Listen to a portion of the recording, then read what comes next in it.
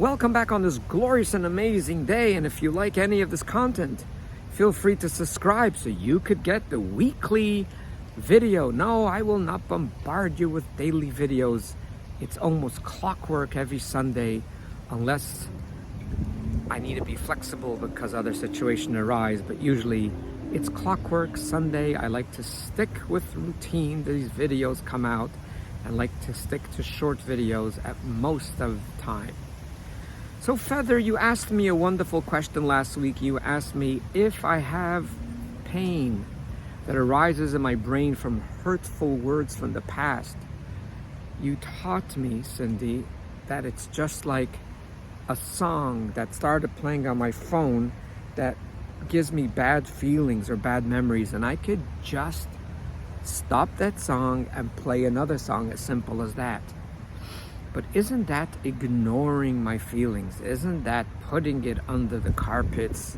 Isn't that just avoiding the real pain from those moments, regardless if it was 30 days ago or 30 years ago? So the answer to your question is as following, Feather. If someone interprets something extremely overwhelming,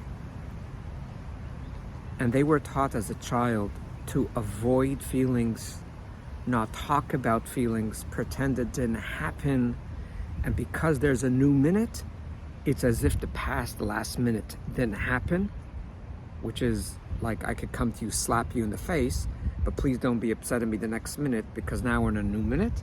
That doesn't really work. But there are families that believe that don't go back to old stuff, don't go back to old stuff. And if you did interpret something in a very painful way, then there is a virtue, there is a concept, there's actually a benefit of working through that painful feeling, that painful episode. As the saying goes, feel it to heal it. Because if you push it down, if you hide it, or just shove it under the rug, it's not going to disappear. If I put a towel over something dirty on the floor, only because I don't see it, it doesn't mean it's not there. But Feather, what we were talking about is something that was healed, something that was taken care of, an emotion that you did work through. But for whatever reason, as mentioned last week, we won't discuss it because that's a series for itself.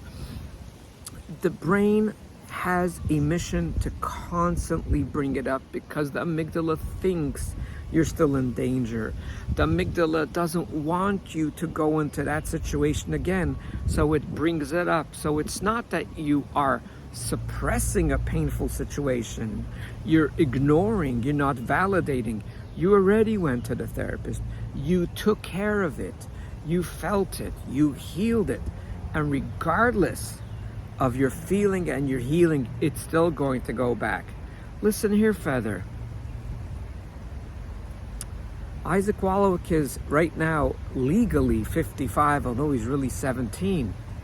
I know because he talks to me. He has voices. He has stuff. He has verbal abuse from over 45 or close to 50 years ago. They still pop up. But he told me that's exactly what he does as well. He notices it. He smiles to the amygdala.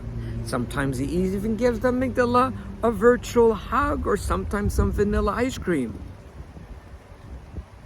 And tells that voice that life will prevail, my life will prevail, today will prevail, and I will utilize today's moment. So Feather, it is not suppressing feelings because you took care of it. It's just the opposite of suppressing feelings. It is indulging in life, because if I have 60 seconds now and I entertain something that doesn't exist anymore. Wow, I can't believe this just came. Feather just came to mind. You know, sometimes you open up your computer and you see a file, but you could tell at the file that there's nothing in it. The file is still there. I don't know that well computers. But for whatever reason, that file is there. The file has a name. It has an identity. It even shows me what time was the last time I clicked on that file. But Feather, you know, and I know, when you click on that file and that file opens up, it's blank, or it has a whole bunch of million letters in it that means nothing to you. The programmer understands it, or maybe we'll have a programmer that will give a comment here to explain to me what that's all about. To me, wow, I just realized it now. To me, Feather, that's precisely the same idea, where your amygdala, even 30 years later, can bring up a thought. But if you look at the thought, you will notice the file is empty. Of course there's a file there, because the amygdala keeps a file of everything. Even before you were born, the amygdala has a file for each and every single situation. And sometimes if we're not even conscious, we don't even know how to get to those files. Sometimes hypnosis could get you to those files. There are stories that people were able to reveal stuff that happened when they were 1, they were 2, and they cried it all out. And that's fine.